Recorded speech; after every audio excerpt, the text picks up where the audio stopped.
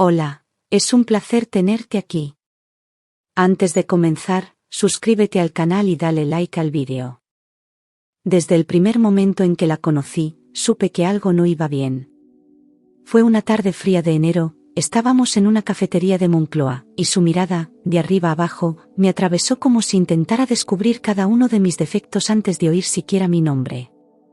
Me saludó con 2 besos al aire, sin tocarme, y lo primero que dijo fue, ¿y tú a qué te dedicas?, con ese tono pasivo-agresivo que es peor que un insulto directo. Recuerdo cómo mi marido intentó suavizar el ambiente, bromeando sobre lo buena que estaba la tarta de zanahoria, pero ella no despegaba los ojos de mí, como si le hubiese robado algo. Desde ese instante, entendí que no estaba siendo presentada, estaba siendo examinada, evaluada, rechazada en silencio. Y aunque sonreía con cortesía, había en ella un desprecio contenido que se podía cortar con cuchillo. Con el tiempo, sus comentarios dejaron de ser sutiles para convertirse en comparaciones crueles que me hacían tragar saliva cada vez que la veía. En cenas familiares, delante de todos, mencionaba lo elegante que era la ex de mi marido, o lo bien que se llevaba con toda la familia, especialmente con ella. Una vez, incluso dijo que aquella sí que tenía clase, mientras me miraba con esa sonrisa que en realidad era un zarpazo al alma. Yo aguantaba por él, por amor, pero cada palabra suya se me quedaba clavada como una espina que no podía arrancarme. Y lo peor era que él, mi propio marido, nunca decía nada para frenarla, como si su silencio validara cada una de sus humillaciones. En cada encuentro, lanzaba comentarios envenenados que parecían inocentes, pero que iban directos a donde más dolía. Que sí, algunos no están hechos para llevar una casa, que sí, hay mujeres que no saben cuidar a un hombre como se merece, todo con ese tono de falsa preocupación que nadie se atrevía a cuestionar. Incluso una vez soltó, delante de mis cuñados, que hay matrimonios que nacen condenados desde el principio, como si estuviera leyendo mi sentencia. Yo aprendí a sonreír por educación, a callar por respeto, pero por dentro me iba desmoronando poco a poco. Era como vivir en un examen permanente, uno que siempre suspendía sin saber que había hecho mal. A pesar de todo, nos casamos. Fue una ceremonia civil en el registro de la calle Pradillo, sencilla pero llena de emoción, con algunos amigos y mis padres, que habían viajado desde Zaragoza. Él estaba feliz, o al menos eso parecía, y durante unos meses creí que nada ni nadie podría romper lo que habíamos construido. Su madre ni siquiera apareció, mandó un mensaje frío diciendo que tenía otros compromisos y que esperaba que fuera feliz con sus decisiones. Aún así, yo decidí mirar hacia adelante, convencida de que el tiempo suavizaría las heridas y que, con amor, podríamos superar cualquier obstáculo. Pero la realidad, como siempre, tenía otros planes para mí. Me aferré a la idea de que, con paciencia, ella acabaría aceptándome, que quizás su actitud era solo el reflejo de un duelo no cerrado por la anterior relación de su hijo. Intenté acercarme, la llamaba en su cumpleaños, le mandaba mensajes por Navidad, incluso la invité a casa más de una vez. Pero cada gesto mío era recibido con frialdad, o peor aún, con una cortesía fingida que me dejaba más vacía que un insulto directo. Yo justificaba su comportamiento una y otra vez, decía que era su carácter, que necesitaba tiempo, como si eso pudiera cambiar lo que ya estaba podrido desde el inicio. Y mientras tanto, seguía alimentando una esperanza que no tenía ningún futuro. Nos mudamos a un piso pequeño pero acogedor en Chamberí, en una calle tranquila cerca del metro Iglesia, con librerías de barrio y panaderías que olían a mantequilla por las mañanas. Era nuestro primer hogar juntos y, durante un tiempo, sentí que quizás sí podía funcionar, que había espacio para empezar de nuevo. Yo trabajaba en una agencia creativa y él en una consultora cerca de nuevos ministerios, así que nuestras rutinas se cruzaban en desayunos rápidos y cenas compartidas con vino barato y series. Hacíamos planes de futuro, escapadas, muebles nuevos, incluso hablamos de adoptar un perro. Pero detrás de esa aparente normalidad, la sombra de su madre seguía presente, como un eco que no desaparecía. Cuando nos mudamos, el anterior inquilino nos dejó instalado un sistema de cámaras conectado a una app móvil, algo que en principio me pareció útil por seguridad. Durante los primeros meses, lo usamos un par de veces, más por curiosidad que por otra cosa, pero pronto dejamos de prestarle atención. Una de las cámaras del salón dejó de emitir señal y lo dejamos pasar, con tantas otras cosas en la cabeza. Nunca me imaginé que ese detalle técnico, tan pequeño, acabaría siendo el punto de inflexión de toda mi vida. A veces, las tragedias comienzan con algo tan insignificante como un cable desconectado. Un martes por la mañana, mientras trabajaba desde casa, recordé que teníamos pendiente revisar el sistema de cámaras y llamé a una empresa que encontré en Google. El técnico vino rápido, a eso de las 11:30, un chico joven y amable que revisó el router, actualizó la app y dejó todo funcionando en menos de media hora. Me enseñó en su tablet cómo se veía el salón en directo, con sonido incluido, y me pidió que probara desde mi móvil antes de marcharse. Quedó todo impecable, como nuevo, y me sentí tranquila sabiendo que ya funcionaba otra vez. Pero entre correos, llamadas y tareas del día, se me pasó por completo avisarle a mi marido. Esa noche, cuando él llegó a casa, estábamos tan centrados en preparar la cena y comentar nuestros días que ni me acordé del tema de las cámaras. Me pareció un detalle menor, algo que ya le diría en otro momento, sin ninguna urgencia aparente. Jamás imaginé que ese descuido tan inocente acabaría siendo el testigo silencioso de lo que nunca habría querido ver. No hubo intención ni cálculo, solo la rutina comiéndose a la memoria. Y sin saberlo, había abierto una puerta que no podría volver a cerrar. Al día siguiente, miércoles, salí de casa temprano como siempre, cogí el metro en Quevedo y llegué a la oficina antes de las 9. Era un día normal, gris, con ese cielo encapotado típico de Madrid en otoño, y una agenda llena de reuniones, presentaciones y entregas. Todo parecía funcionar con esa falsa estabilidad que se instala justo antes del colapso.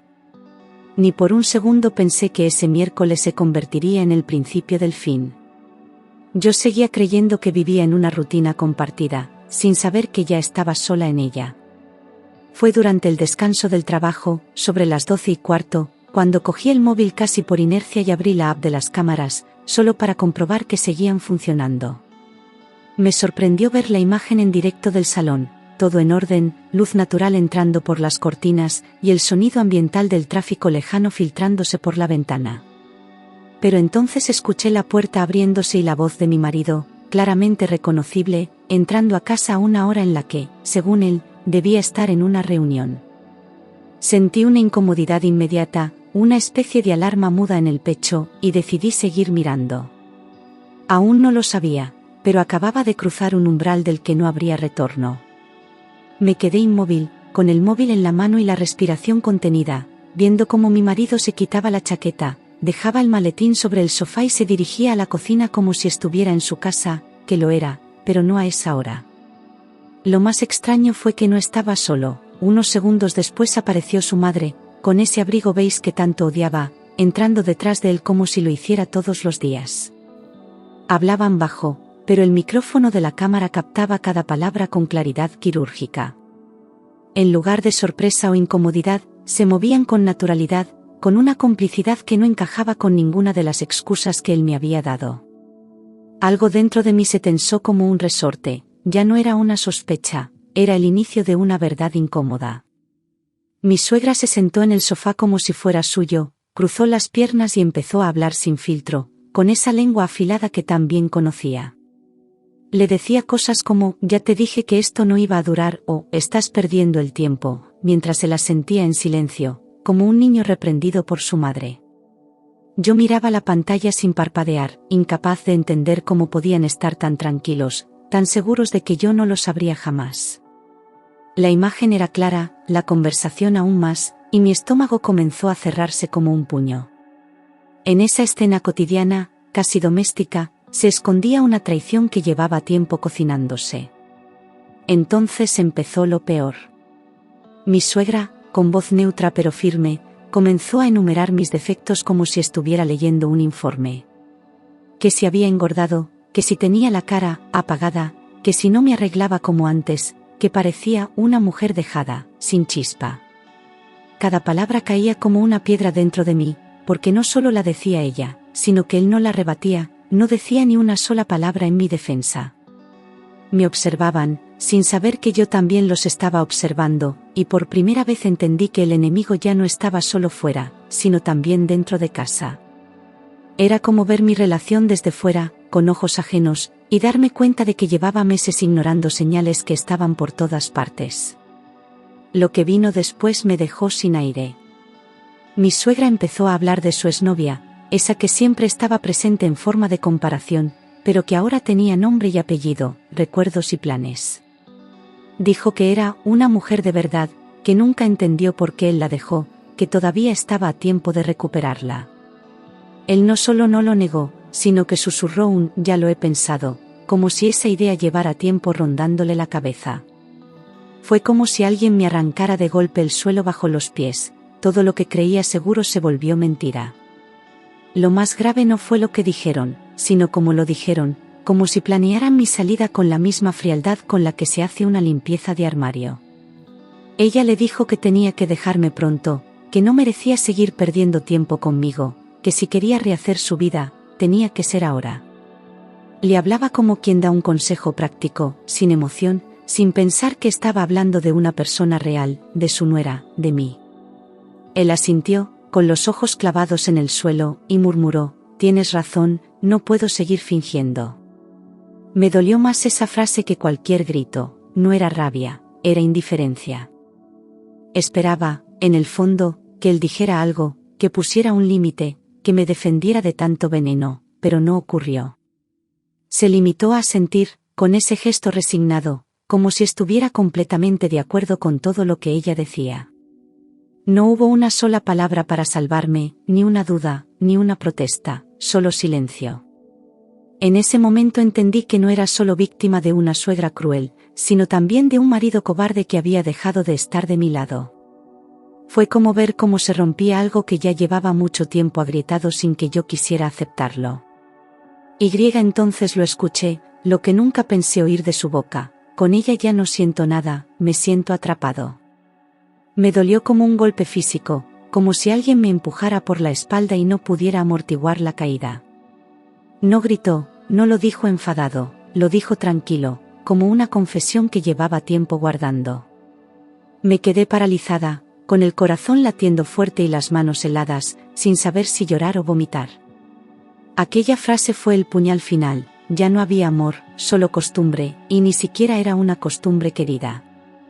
Mi suegra sacó unas llaves del bolsillo de su abrigo y se las entregó con disimulo, como si estuvieran tramando algo en la sombra.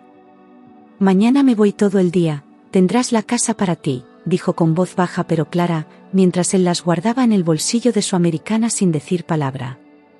Entendí entonces que no solo hablaban de un futuro abstracto sin mí, sino que tenían un plan concreto para dar el siguiente paso.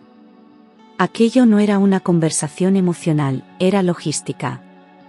Y eso, de alguna forma, me pareció aún más sucio. Ella le dijo que ya había hablado con su ex, que la había invitado a casa y que él solo tenía que estar allí, preparado.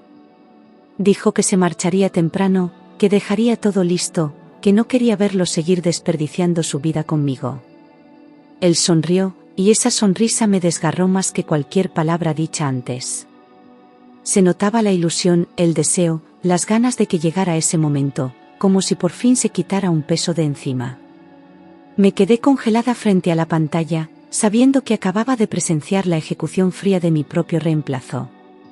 Con una voz que apenas reconocía, mi marido dijo que llevaba semanas esperando ese encuentro, que no veía el momento de volver a estar con ella. Lo dijo con un brillo en los ojos que hacía tiempo que no veía cuando me miraba a mí, como si hubiese estado dormido todo este tiempo y, de repente, despertara. Era un hombre que volvía a ilusionarse, pero no conmigo, sino con alguien que llevaba tiempo en su sombra.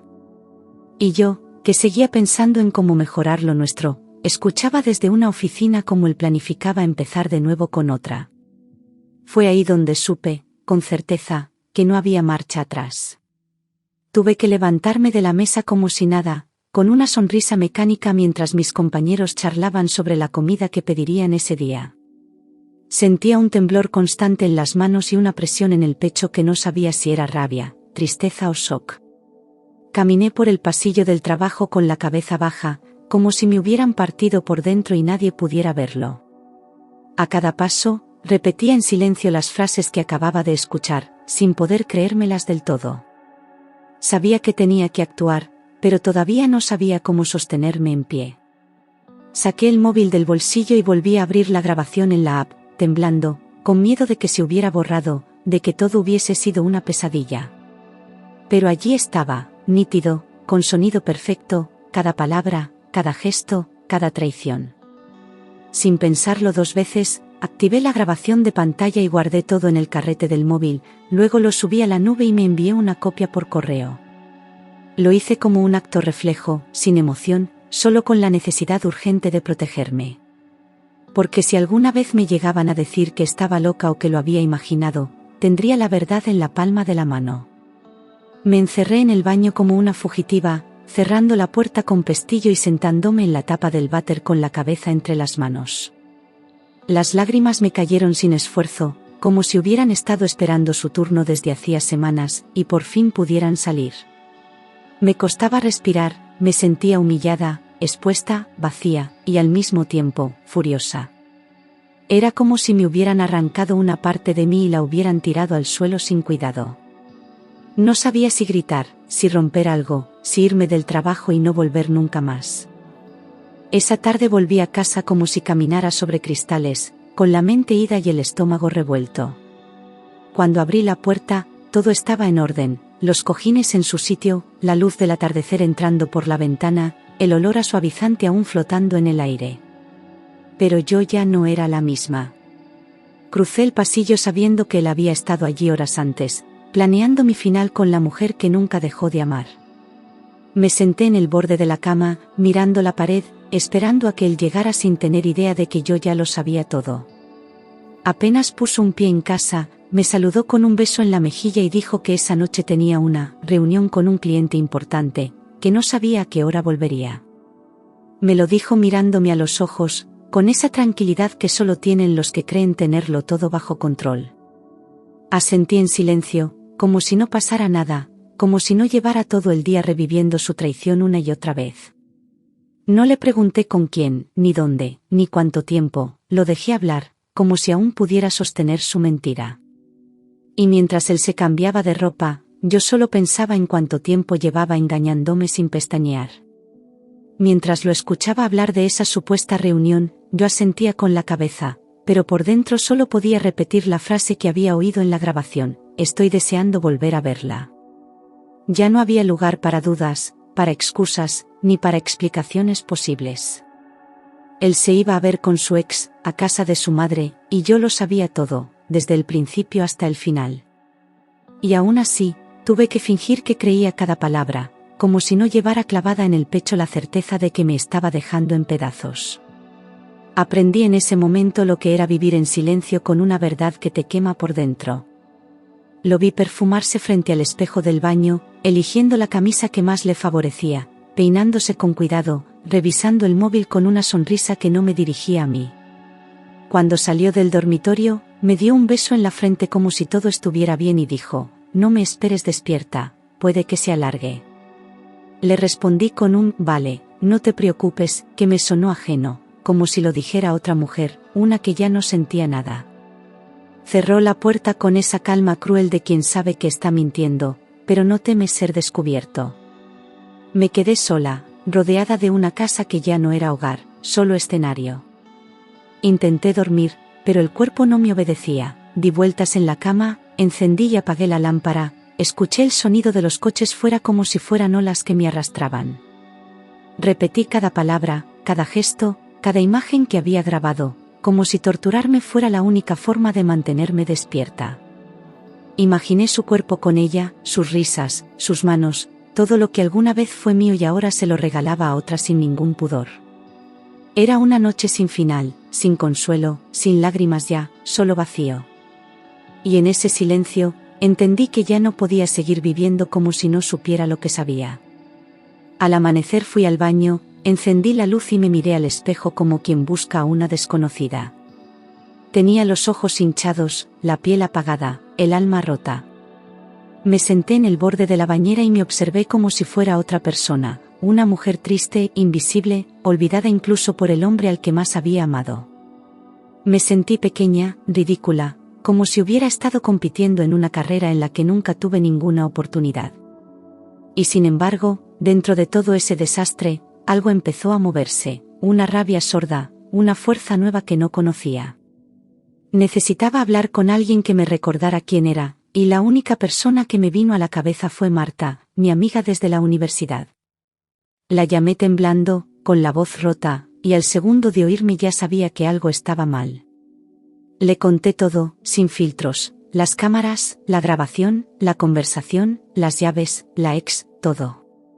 Ella no me interrumpió, no me soltó frases vacías, solo escuchó hasta el final y luego dijo con voz firme, vale. Ahora, escúchame tú. Y por primera vez en días, sentí que alguien estaba realmente de mi lado. Marta no me dejó hundirme ni un segundo más.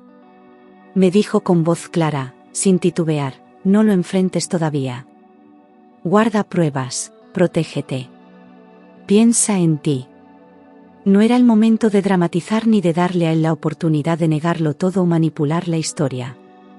Ella sabía, mejor que nadie, que el dolor no podía distraerme de lo esencial, prepararme con cabeza fría para lo que venía. Sus palabras me sacudieron, me anclaron y sobre todo, me recordaron que no estaba sola. Esa misma noche conecté el móvil al ordenador y descargué todo, los vídeos, los audios, las capturas, incluso el historial de conexión de las cámaras. Subí copias a la nube, guardé una en un pendrive y otra en mi correo personal, por si acaso. Me movía con una precisión que no sabía que tenía, como si mi cuerpo actuara por instinto de supervivencia. Ya no era solo una mujer traicionada, era alguien que estaba documentando su verdad. Y mientras él dormía en nuestra cama, yo armaba el expediente de mi propia liberación. Los días siguientes fueron una función constante, desayunos forzados, charlas sobre trabajo, cenas delante de la tele como si nada pasara. Él seguía con su rutina de reuniones y yo fingía no saber nada, mientras mi mirada se volvía más observadora, más fría. A veces me preguntaba si notaba el cambio, si sentía que yo ya no era la misma, pero nunca dijo nada. Seguía hablando de cosas triviales, sonriendo con esa calma suya tan falsa que ahora me resultaba insoportable. Yo respondía lo justo, lo necesario, y guardaba todo lo demás para mí. Incluso su madre empezó a llamarme con un tono afectuoso, preguntándome cómo estaba, si necesitaba algo, como si de pronto le hubiera nacido el interés. La escuchaba con el móvil apoyado en la oreja y la mirada perdida en la ventana, recordando cada palabra que le había dicho a su hijo a mis espaldas. Me hablaba de recetas, del clima, del barrio, como si todo fuera normal, como si no hubiera conspirado para borrarme de sus vidas. Cada frase suya era un veneno suave, disfrazado de amabilidad. Y yo, como buena actriz, le seguía el juego. Aun cuando colgaba el teléfono, su voz seguía resonando en mi cabeza, como un eco persistente que me impedía respirar tranquila. Recordaba su tono, sus palabras exactas, el modo en que le entregó las llaves como si yo fuera una molestia a eliminar. Empezaba a dudar de todo, de los momentos en que fue amable, de los abrazos, de las cenas en familia. Me daba cuenta de que había estado expuesta desde el principio, que nunca me aceptó y que yo me obligué a no verlo. Y esa verdad tardía dolía más que cualquier desprecio directo. Una semana después, él repitió la misma excusa de siempre: esta noche tengo una reunión importante, no me esperes. Lo dijo mientras se ajustaba la corbata frente al espejo, con esa seguridad mecánica de quien cree tenerlo todo bajo control. Yo solo asentí, como siempre, pero por dentro sentí que algo había cambiado. Esta vez no me dolía, me confirmaba. Era el momento de comprobar lo que ya sabía y dar el siguiente paso. Ya no tenía miedo de lo que descubriría, porque ya no esperaba nada de él. Esa noche, desde el móvil, abrí la app de las cámaras y vi cómo salía de casa de su madre minutos después de llegar. Ella no estaba. En cambio, apareció ella, la ex, la mujer ideal, entrando como quien vuelve a un lugar que nunca dejó del todo. Mi marido la recibió con un abrazo largo, como si el tiempo entre ellos no hubiese pasado. Cerraron la puerta. La cámara quedó en negro. Y yo, en ese instante, supe que ya no era cuestión de sospechas, sino de verdades rotas. Me sorprendió no llorar. No grité, no arrojé el móvil, no me derrumbé. Solo respiré hondo y sentí una calma tensa, como si mi cuerpo hubiese aceptado por fin lo que mi mente venía negando. El dolor ya no era punzante, era una certeza que se asentaba como una roca, me estaban reemplazando en tiempo real. Pero también supe que no podía actuar desde la rabia, necesitaba cabeza, claridad, estrategia. Porque lo que venía después tenía que ser definitivo. Abrí el portátil y escribí en Google, abogados de divorcio Madrid recomendados. Me salieron decenas de resultados, pero elegí uno por instinto, con buenas valoraciones y cerca de mi trabajo. Rellené el formulario de contacto con las manos temblorosas, como quien se lanza al vacío sin red. No se lo dije a nadie, ni siquiera a Marta. Era mi decisión, mi momento, mi ruptura con todo lo que había soportado en silencio. Y al enviar ese mensaje, sentí algo parecido a la libertad.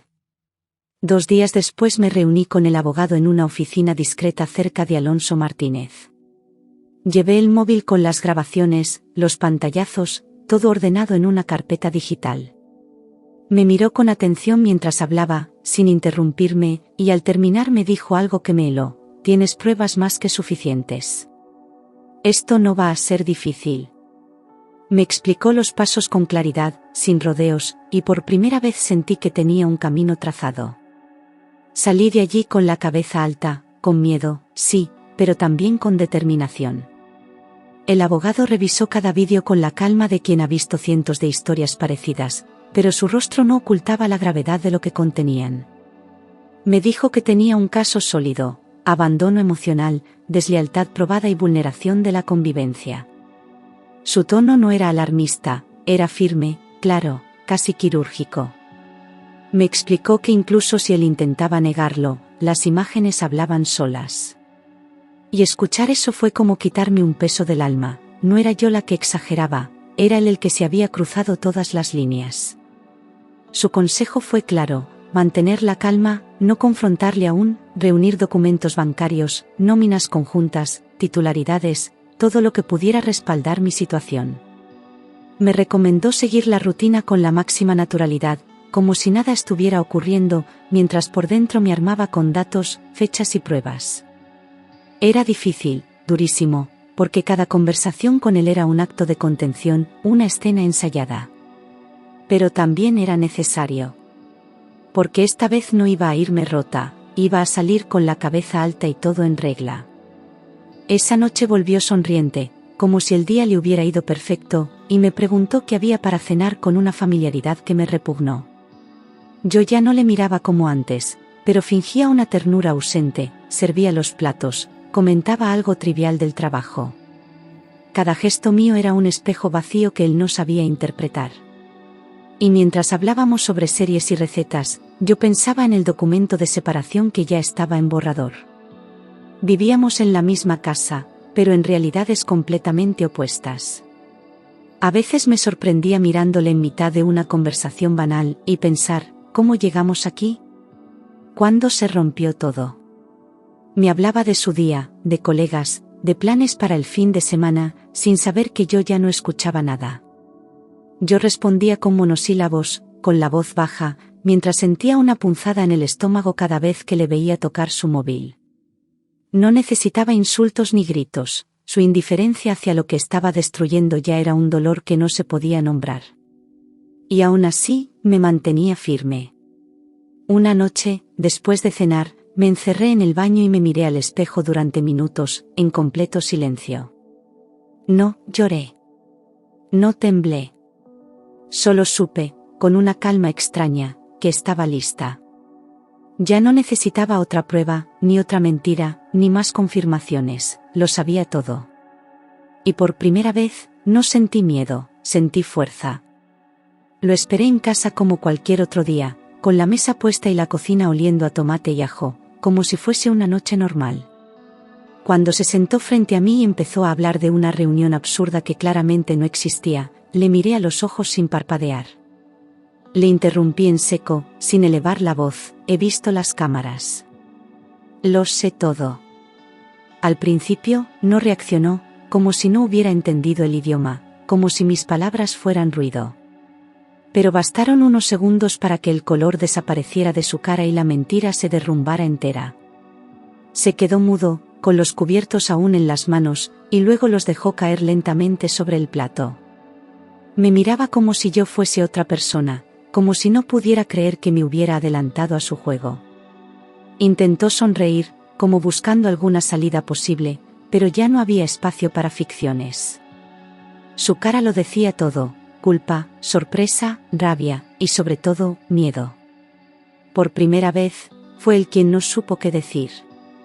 Empezó a balbucear frases inconexas, intentando dar la vuelta a lo evidente, que si no era lo que parecía, que si había sido un malentendido, que si yo estaba sacando las cosas de contexto. Hablaba rápido, mal, como quien sabe que está atrapado pero aún intenta arañar las paredes. Dijo que su madre exageraba, que la ex solo pasaba a saludar, que él me quería, que estaba confundido. Yo no dije nada. Solo saqué el móvil y dejé el vídeo correr sobre la mesa, en silencio. Él bajó la mirada. En la pantalla se escuchaban las palabras que lo destruían: estoy deseando volver a verla, tienes razón, no puedo seguir fingiendo, ya no siento nada por ella. No hizo falta discutir. Apagué el móvil, lo guardé en el bolso, y le dije con una tranquilidad que ni yo sabía que tenía: no me grites. No me expliques nada. Quiero el divorcio. No hubo drama, solo una verdad final que ya no dejaba espacio para reconstruir nada. Se acabó. Entonces perdió el control. Golpeó la mesa, se levantó de golpe, me llamó exagerada, loca, vengativa, egoísta. Gritaba cosas sin sentido, como si el ruido pudiera cambiar los hechos, como si yo fuera la culpable de lo que él había hecho. Pero yo no me moví. Lo miré con una calma que lo descolocó aún más, porque ya no había miedo en mí. Todo ese ruido era solo eso, el pataleo torpe de alguien que había perdido su poder. Y lo sabía. Cuando terminó de gritar, me levanté despacio, recogí mi plato sin decir palabra y lo llevé a la cocina, como si fuera una noche cualquiera. Él se quedó allí, de pie, respirando fuerte, esperando una reacción que no iba a tener. Desde la encimera, le dije sin mirarle: lo tengo todo grabado, lo he entregado a un abogado. No hay nada más que hablar. Mi voz sonaba serena, pero por dentro sentía una dignidad que me sostenía entera. Por fin había dejado de pedir explicaciones y empezado a poner límites. No intentó detenerme, no pidió perdón, no luchó. Se dejó caer en el sofá con las manos en la cabeza, derrotado, como si se diera cuenta tarde de todo lo que había destruido. Ese silencio suyo fue la confesión más sincera que me dio en años: ya no quedaba amor, ni respeto, ni lucha. Solo vacío. Y, de algún modo, ese final silencioso fue lo más justo que pudo darme. Al día siguiente, sin avisarle, fui al juzgado y firmé el inicio de los trámites de divorcio. Llevaba todos los papeles preparados, la carpeta con pruebas, los datos del abogado.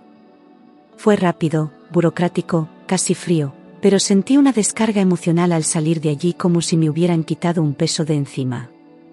No lloré, no dudé, no miré atrás. Caminé por la calle con el alma despeinada, pero libre. No tardó en llamarme. Su número apareció en la pantalla mientras tomaba un café en una terraza de Chamberí, y contesté por pura curiosidad. Su voz era otra, furiosa, acusadora, me decía que estaba destruyendo la familia, que su hijo estaba destrozado, que yo era una desagradecida. La dejé hablar hasta el final sin interrumpirla, como quien escucha a alguien hundirse en su propio veneno. Cuando terminó, hice una pausa, respiré hondo y respondí con la verdad que nunca quise decirle. ¿Familia? La destrozasteis vosotros, le dije con voz firme, sin gritar, sin temblar. Tú le abriste la puerta a otra mujer, tú sembraste el odio, tú hiciste todo lo posible para que esto terminara mal. Y lo has conseguido. Pero lo que no esperabas es que me fuera de pie. Hubo un silencio largo al otro lado de la línea. Y luego, colgó. Nunca más volvió a llamarme. Apenas unas semanas después de firmar los papeles, me llegó por terceros la noticia de que ya vivía con ella, con su ex, como si el pasado nunca se hubiera roto. No tardaron en instalarse juntos, en el mismo piso donde su madre siempre los quiso ver, bajo su techo y con su bendición. Me pareció grotesco lo rápido que se reorganizó todo, como si yo nunca hubiera existido. No me dolió como antes, pero me dejó una sensación extraña, casi irreal. Era como ver desde fuera una obra de teatro mediocre que una vez protagonizaste sin saberlo. Empezaron a publicar fotos juntos en redes sociales, escapadas a la sierra, cenas en terrazas de moda, selfies con sonrisas de catálogo. Parecían una pareja perfecta, recién salida de un anuncio, con hashtags vacíos y pies de foto ridículos como «Lo que es para ti, encuentra el camino». Al principio me removía algo por dentro, no por celos, sino por incredulidad ante tanta falsedad. Pero luego dejé de mirar, de seguir, de interesarme. Porque entendí que lo que más les dolería no era mi tristeza, sino mi indiferencia. Los meses fueron pasando, y poco a poco volví a respirar sin esfuerzo, a ocupar mi cama entera, a recuperar mi rutina sin miedo. Me redescubrí en cosas pequeñas, elegir qué cenar sin pensar en nadie, volver a mis libros, salir sola a caminar por Madrid sin sentirme incompleta. Mi vida, la mía de verdad, empezó a tener espacio por fin. Y con el tiempo, incluso sus nombres dejaron de doler. Habían pasado de ser una herida abierta a una cicatriz que ya no necesitaba explicación. Una tarde, tomando un café con una antigua compañera del trabajo, me soltó sin filtro: ¿te has enterado? Ella le ha puesto los cuernos. Se ha ido con otro. No supe qué decir al principio. Me reí, no por burla, sino por ese gesto involuntario que uno hace cuando el universo, sin pedirlo, se equilibra solo. Me contó que él estaba destrozado, que su madre ya no sabía cómo justificar nada, que todo el cuento feliz se había derrumbado. No sentí alegría. Sentí justicia. Ella le había hecho exactamente lo mismo que me hicieron a mí: promesas vacías, ilusiones rápidas, y luego una puerta cerrada de golpe. Lo que habían construido sobre mi dolor, se les vino abajo con la misma facilidad con la que me habían sustituido. Y él, que una vez me miró como si yo fuera el error, ahora conocía el sabor amargo de la traición en su propia carne. La diferencia era que yo me levanté. Él, por lo visto, no sabía cómo hacerlo. Y eso ya no era asunto mío.